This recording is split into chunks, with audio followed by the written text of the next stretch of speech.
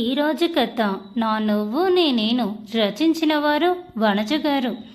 అమ్మో, వీడికేమైంది, రక్తం వస్తుంది అని కంగారుగా నేను చూస్తూ ఉంటే చందన తన చేతిని అడ్డుపెట్టి వాడి జేబులో ఉన్న కర్చీఫ్తో కట్టింది.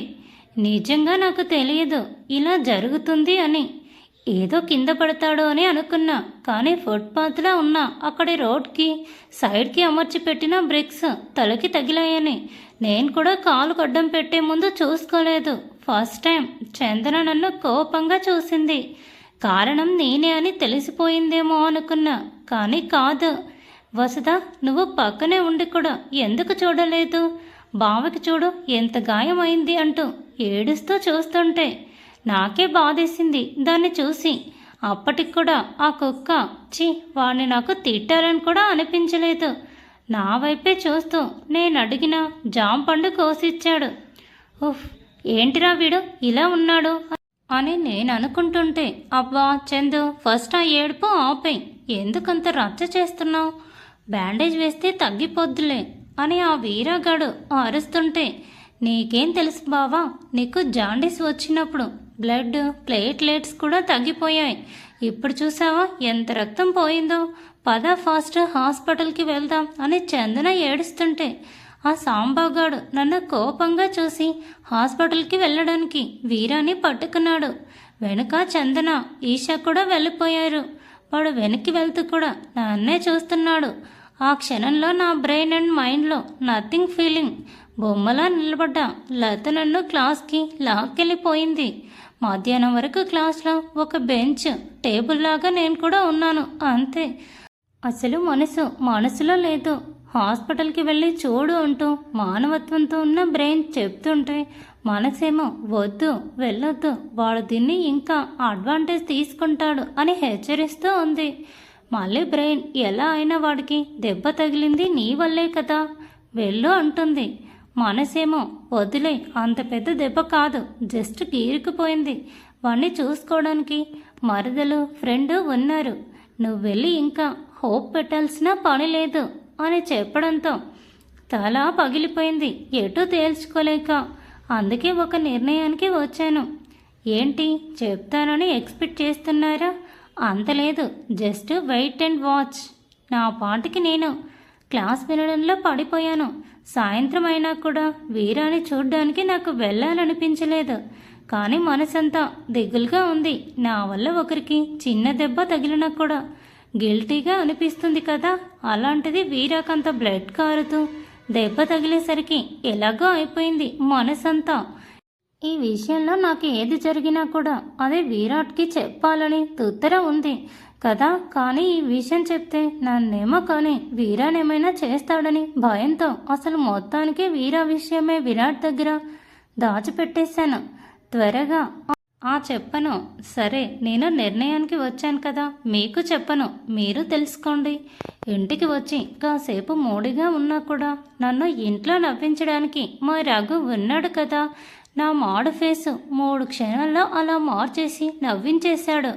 అలా ఈ రోజులు హ్యాపీగా గడిచిపోతుంటే మళ్ళీ 3 రోజులకి నా కంటపడ్డాడు ఆ దరిద్రుడు.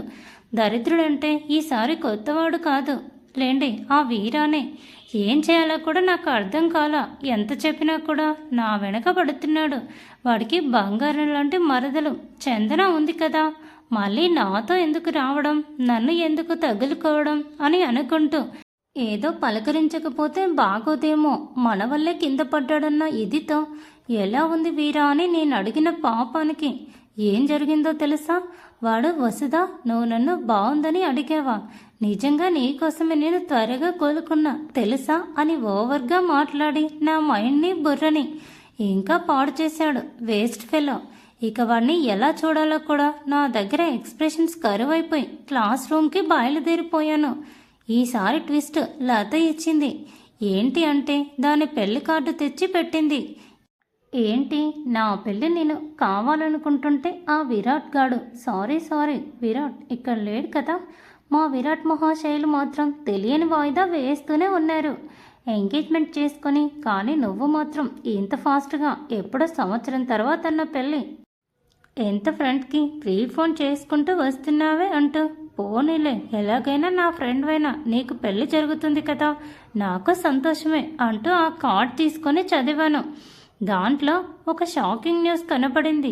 అది ఏంటో కాదండి బాబు, ఆ సుదీప్ మా విరాట్ పిఏ కదా, అందుకే కింద స్పెషల్ గెస్ట్ కింద మిస్టర్ విరాట్ వర్మ అండ్ వసుధ వర్మ అని కనపడగానే షాక్తో నేలుకుపోయాను. మాకు జరిగింది ఎంగేజ్మెంట్నే కదా, దానికెందుకు ఇలా ఏదో పెళ్ళయ్యే పుష్కరకాలం దాటి అవార్డు తీసుకున్న జంటల్లా ఈ పేర్లు అనుకున్నా. కానీ అబ్బా, ఆ విరాట్ నేమ్ పక్కన నా పేరు, అదే వసుధ, ఎంత బాగా సూట్ అయిందో అనుకుంటూ లంచ్ టైం వరకు ఆ కార్డ్ని చూస్తూనే మురిసిపోయాను నేను. ఏంటో నా తిక్క, నేను సంతోషంగా 10 నిమిషాలుంటే వెంటనే ఏడుపు 2 గంటలు వచ్చేస్తుంది. కాబట్టి ఆ వీర కూడా నా క్లాస్లోకి ప్రవేశించాడు. దుష్టుడు. ఏదో చందన కోసం అనుకున్నా, కానీ దెబ్బ వీడికి తగిలితే దానికి చలి జ్వరం వచ్చేసింది. అందుకే 2 రోజుల నుండి అది రావడం లేదు. ఇప్పుడు వచ్చింది దానికోసం కూడా కాదు, అంటే నా కోసమేనా అని ఆలోచిస్తుండగా వచ్చి నా పక్క బెంచ్ బాయ్స్ రోలో కూర్చున్నాడు. అయినా సరే నాకెందుకులే అని నేను క్లాస్ శ్రద్ధగా వింటుంటే సాయంత్రం వరకు అలాగే ఉన్నాడు మా క్లాస్లోనే. ఏమిటా అని పక్క బెంచ్ మగ పురుషుల మీద కాస్త చెవులేస్తే ఎవడో తింగరోడు, వాడి తింగరిది ఆ సెక్షన్లో ఉందని రీప్లేస్మెంట్ కోరితే అక్కడి నుండి ఇక్కడికి వచ్చేవాడు ఉండాలి అన్న మేనేజ్మెంట్ తీర్మానించడంతో దాన్ని ఈ వీర బాగా వాడుకొని మా క్లాస్కి జంప్ అయ్యాడు. పుచ్చు వెదవ. మళ్ళీ ఏం పెంట చేస్తాడో అనుకున్నా, కానీ వాడు సీరియస్గా క్లాస్ వినడంతో సరేలే, ఏ పండు, వాడితో మనకెందుకు చెప్పు, మనకి పని చాలా ఉంది అనుకుంటూ నాతో పొద్దున్నుంచి మాటలు కలపని లత వంక చూస్తే అది ఆ సుదీప్ గారితో చాటింగ్లో మునిగి తేలుతుంది. దానికి మ్యారేజ్ ఫిక్స్ అయింది, నాకు మ్యారేజ్ ఫిక్స్ అయింది. బట్ దాని వుడ్బి ఎంత బాగా చాట్ చేస్తున్నాడో. నాకు ఉన్నాడు వుడ్బి, కానీ హనీబీలాగా కుట్టమంటే కొడతాడు, కానీ హనీలాగా మాట్లాడమంటే మాత్రం అబ్బే అసలు నోరు రానే రాదు అనుకుంటూ సరేలే ఒకసారి ట్రై చేద్దాం అని విరాట్ గారికి కాల్ చేస్తే ఒక్క రింగ్లోనే కాల్ కట్ చేసి Vasu I will call you back అని ఆటో జనరేటెడ్ మెసేజ్ ఒకటి నా ముఖాన కొట్టాడు. అబ్బో ఎంత పొగరో. అరే, నాకు ఈ క్యూట్ స్వీట్ అప్పుడప్పుడు హాట్ గర్ల్ ఫ్రెండ్ ఉంది, దానితో కాసేపు అచుకుబుచ్చుకులాడుదాం, ముద్దు ముచ్చట్లు పెట్టుకుందాం అని కూడా లేదు ఈ పెద్ద మనిషికి అంటూ నోట్లోనే తిట్టుకుంటూ నా ద్విచక్ర వాహనం మీద ఇంటికి బయలుదేరాను నేను. ఇది ఆ మనిషికి తెలిస్తే బాగుండు అనుకుంటూ లతని ఇంటి దగ్గర డ్రాప్ చేసి లా లా లా అని పాట పాడుకుంటూ ఇంటికి వెళ్ళిపోయాను. కానీ బయట ఉన్న కార్ చూసి ఒక్క సెకండ్ నా విరాట్ మహాశయులు మా ఇంటికి కానీ వచ్చేసారా అనుకుంటూ ఉన్నా. కానీ ఆయన గారు యూజ్ చేసే కార్ మోడల్ అది కాదు కాబట్టి కాస్త ధైర్యంగా ఇంట్లోకి వెళ్ళి చూస్తే అక్కడ మా వర్మ అంకుల్, విమల ఆంటీ కనపడ్డారు. పక్కనే యామిని ఆంటీ కూడా ఉంది. ఏంటో సడన్గా వీళ్ళు ఇక్కడ అనుకుంటూ వాళ్ళని చూసి పలకరింపుగా ఒక నవ్వు నవ్వి రూమ్లోకి పోబోయాను. ఎందుకంటే ఎప్పుడో పొద్దున చేసిన స్నానం, ఒళ్ళంతా చెమట వాసన వస్తుంది.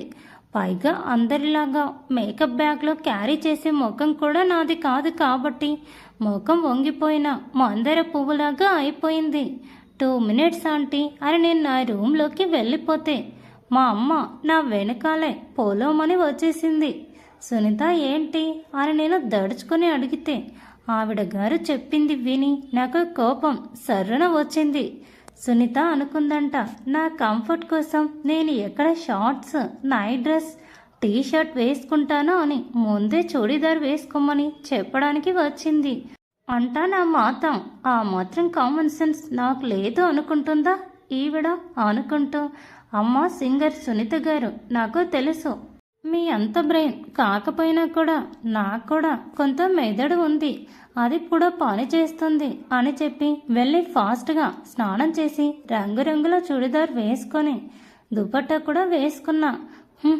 అని తిప్పుకుంటూ వెళ్ళి హాల్లో బొమ్మలాగా నిలబడితే విమల ఆంటీ పిలిచి మరి తన పక్కన కూర్చోబెట్టుకొని విరాట్ ఎల్లుండి ఈవినింగ్ వచ్చేస్తాడు అని చెప్పగానే నాకు కోపం సర్రన లేచింది.